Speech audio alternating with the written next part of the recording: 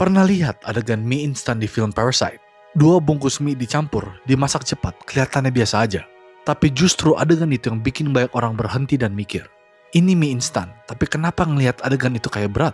Chapaguri itu kebiasaan orang Korea mencampur dua mie instan supaya rasanya lebih pas. Di video ini, kita mulai dari ramyeon di Korea. Terus lihat bagaimana chapaghetti dan nyoguri muncul. Sampai akhirnya chapaguri. Yang awalnya cuma makanan dapur, berubah jadi satu adegan film yang bikin dunia ikut kenal. Welcome to Sejarah on a Plate.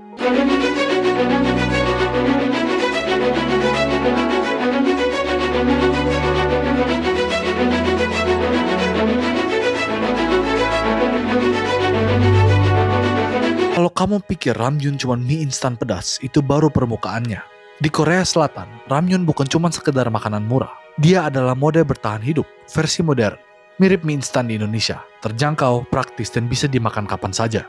Sejarahnya pun relatif baru. Salah satu titik awal penting terjadi tahun 1963, ketika Samyang Foods memproduksi ramyeon pertama di Korea. Produk ini diperkenalkan sebagai bagian dari upaya menghadapi kelangkaan pangan pada masa itu. Sejak awal, ramyeon tidak lahir dari dapur bangsawan. Dia lahir dari kebutuhan paling dasar, murah, cepat, dan bikin kenyang. Ramyeon bertahan dan menguat karena cocok dengan ritme hidup orang Korea modern. Pulang kerja larut malam, mahasiswa hidup hemat, orang-orang yang butuh makanan hangat tanpa ribet, semua ketemu di satu mangkok. Itu sebabnya konsumsi ramyeon sangat tinggi. Data World Instant Noodles Association yang dikutip media Korea menunjukkan konsumsi per kapita Korea termasuk yang tertinggi di dunia. Sekitar 79 porsi per orang per tahun pada 2024. Dengan total konsumsi mencapai miliaran porsi. Ini bukan makanan sesekali, ini kebiasaan nasional. Kalau kamu lihat orang Korea makan ramyeon di convenience store, itu bukan konten. Itu budaya nyata. Banyak minimarket menyediakan mesin khusus untuk memasak ramyeon di tempat, bahkan menarik biaya kecil untuk jasanya. Di beberapa cabang tertentu muncul konsep seperti ramyeon library. Ratusan jenis ramyeon dipilih, dimasak, lalu dimakan di lokasi, sampai jadi tujuan wisata kecil. Artinya, ramyeon naik kelas, dari makanan darurat jadi ruang nongkrong. Ramyeon juga terhubung kuat dengan memori kolektif pasca perang dan masa kekurangan. Contoh paling jelas adalah budai jjigae, rebusan yang berisi berbagai bahan olahan, termasuk ramyeon. Hidangan ini lahir dari kondisi sulit setelah Perang Korea, ketika orang memanfaatkan apapun yang tersedia. Di satu sisi, ramyeon itu fun, pedas, dan menenangkan. Di sisi lain, dia menyimpan jejak sejarah bertahan hidup. Dalam budaya makan Korea modern, ramyeon adalah gabungan dari tiga hal. Praktis, menghibur, dan berakar pada pengalaman kolektif. Makanya buat orang Korea, ramyeon bukan cuma mie instan. Dia comfort food, dia kebiasaan, dia bagian dari hidup sehari-hari.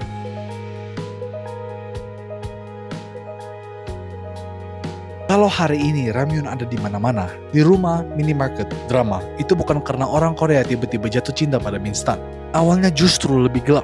Ramyeon masuk sebagai alat bertahan hidup. Setelah Perang Korea berakhir pada tahun 1953, Korea Selatan berada dalam kondisi ekonomi berat. Infrastruktur rusak, produksi pangan rendah. Banyak orang hidup dengan jatah makanan terbatas. Nasi tetap jadi makanan utama, tapi beras mahal dan tidak selalu tersedia. Negara butuh makanan yang murah, bikin kenyang, dan bisa diproduksi massal. Di titik inilah gandum masuk. Pasca perang, Korea Selatan menerima bantuan pangan berbasis gandum, terutama dari Amerika Serikat. Tepung terigu, roti, dan produk mie mulai dikenal luas. Padahal sebelumnya, gandum bukan bahan utama dalam budaya makan Korea. Mie instan belum ada, tapi fondasinya terbentuk. Orang mulai terbiasa makan gandum karena keadaan memaksa. Titik baliknya datang pada awal 1960-an. Tahun 1963, sebuah perusahaan Korea memproduksi mie instan pertama mereka, terinspirasi dari produk Jepang. Tujuannya jelas, menyediakan makanan murah, tahan lama, dan mudah dimasak untuk masyarakat yang masih berjuang secara ekonomi. Mie ini kemudian dikenal sebagai ramyeon. Pedasnya disesuaikan dengan lidah lokal, kuahnya dibuat lebih kuat, harganya dijaga tetap terjangkau. Dari awal, ramen bukan makanan gaya hidup. Dia makanan darurat yang pelan-pelan berubah jadi kebiasaan. Buat generasi awal, ramen punya makna emosional. Ini makanan saat uang pas-pasan, pulang kerja larut, dan masa transisi dari negara miskin ke negara industri. Itu sebabnya ramyeon sering muncul dalam hidangan seperti budai jjigae. Ramyeon bukan simbol kemewahan, dia simbol bertahan. Saat ekonomi Korea membaik, ramyeon tidak menghilang, justru makin mengakar. Dari makanan pasca krisis, dia berubah jadi bagian dari identitas makanan Korea modern. Ramyeon masuk ke Korea bukan karena tren, tapi karena perang, kelangkaan, dan kebutuhan untuk bertahan. Mungkin itu sebabnya sampai hari ini, semangkok ramyeon hangat masih terasa seperti makanan yang ngertiin orang yang lagi capek. Bukan cuma mie instan, tapi sejarah yang masih dimakan.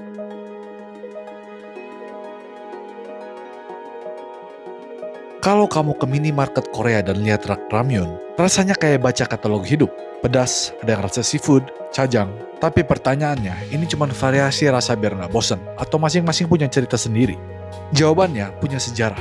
Kita mulai dari yang paling ikonik, ramyun kuah pedas. Ramyun yang pertama kali muncul di Korea nggak sepedas sekarang. Tapi lidah Korea sudah lama terbiasa dengan rasa pedas dari gochugaru dan kimchi. Seiring waktu, produsen ramyun menyesuaikan bumbu supaya lebih kena. Pedas di sini bukan sekedar sensasi, dia iklim dengan gaya hidup kerja panjang. Kuah pedas dan panas itu berfungsi sebagai penghangat tubuh dan pemicu nafsu makan. Makanya ramyun pedas jadi default. Bukan rasa spesial, tapi rasa aman. Berikutnya ramyun seafood. Korea itu negara semenanjung. Akses ke laut kuat, dan hasil laut sudah lama jadi bagian dari dapur sehari-hari. Ikan kering, teri, rumput laut, dan kerang sering dipakai buat bikin kaldu. Produsen ramyun lalu meniru logika ini. Bukan pakai daging mahal, tapi ekstrak seafood kering buat rasa umami. Hasilnya, kuah yang terasa lebih ringan tapi dalam. Seafood ramyun sering dianggap lebih dewasa rasanya, dan cocok buat yang mau kuah tanpa pedas berlebihan. Sekarang kita masuk ke cajang ramyun. Ini unik karena akarnya bukan dari masakan Korea asli, tapi dari komunitas Tionghoa Korea. Asalnya dari jajangmyeon, mie saus kacang hitam yang populer di kota pelabuhan seperti Incheon. Makanan ini awalnya dimakan buruh dan pekerja, karena murah dan mengenyangkan. Ketika jajangmyeon jadi sangat populer, versi instannya pun muncul. Cajang ramyeon itu hasil adaptasi. Rasa makanan restoran dipadatkan jadi makanan instan. Makanya cajang ramyeon sering diasosiasikan dengan hari gajian, nostalgia, atau momen pengen makan enak tapi praktis. Kalau diringkas, pedas, penghangatan, dan stimulan. Seafood, rasa laut yang familiar. Cajang, rasa kenyang dan nostalgia. Tiga-tiganya menjawab kebutuhan berbeda, tapi sama-sama cocok dengan pola hidup Korea modern. Cepat, padat, dan emosional. Menariknya, ramyun tidak menggantikan makanan tradisional. Dia menyusup ke sela-sela hidup, dimakan malam hari, saat lembur, saat hujan, saat capek dan butuh sesuatu yang hangat. Dan tiap rasa punya perannya sendiri. Jadi ramyun bukan cuma soal mie instan. Kuah pedas, seafood, dan cajang itu bukan variasi iseng, tapi hasil adaptasi budaya, geografi, dan sejarah hidup orang Korea. Makanya sampai sekarang ramyun bukan cuma makanan cepat, tapi makanannya yang nyambung sama hidup.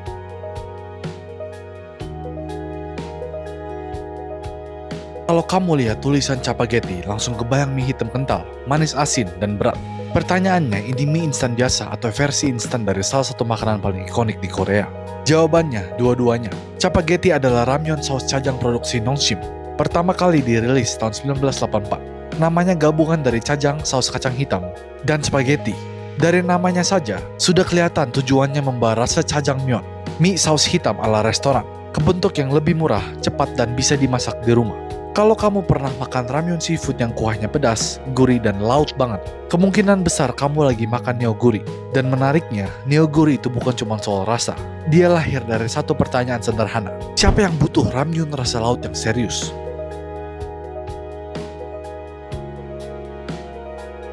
Neoguri adalah produk ramyun dari Nongshim. Dirilis di tahun 1982. Namanya diambil dari kata Korea untuk rakut, hewan yang dikenal rakus dan doyan makan. Pesannya jelas dari awal, ini ramyun buat orang yang lapar serius.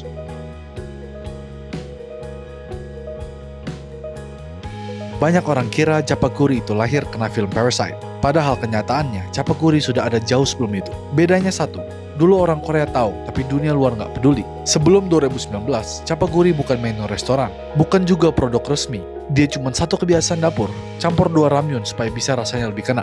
Orang Korea sudah lama mencampur ramyun saus kacang hitam yang berat dengan ramyun kuah pedas yang basah karena lapar dan pengen enak. Dari banyak kombinasi, Chapageti dan neoguri paling sering dipilih. Alasannya simpel, Chapageti kental, manis asin tapi agak kelihatan flat sendirian. Neoguri pedas, seafood, kuahnya kuat. Dicampur, keduanya saling nutup kekurangannya.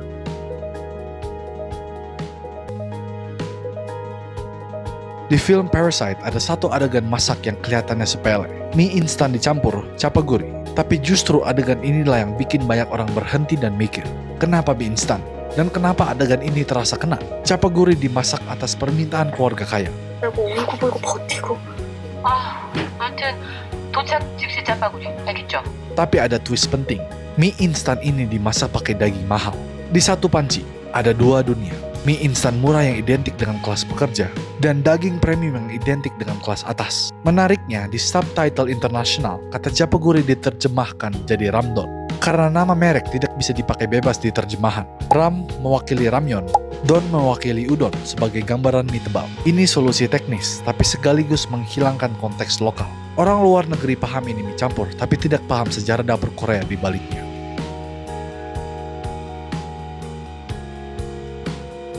Sebelum Parasite, chapaguri itu cuma makanan dapur. Setelah Parasite, chapaguri itu makanan dunia. Saat Parasite rilis dan mulai diputar global, chapaguri itu sudah lama dikenal. Cuma belum pernah diperhatikan ke dunia. Setelah Parasite menang Oscar tahun 2020, minat global terhadap chapaguri melonjak. Produsen mie instan Korea melihat lonjakan perhatian ke mie saus cajang, mie seafood pedas, konten how to make chapaguri jadi standar di YouTube dan TikTok. Restoran Korea di luar negeri mulai masukkan ramdon ke menu mereka. Sebelum Parasite, chapaguri itu soal praktis, kenyang, dan kreativitas murah. Setelah Parasite, chapaguri dibaca sebagai simbol kelas sosial, kritik ketimpangan, dan metafora hidup modern padahal resepnya sama. Yang berubah adalah ceritanya.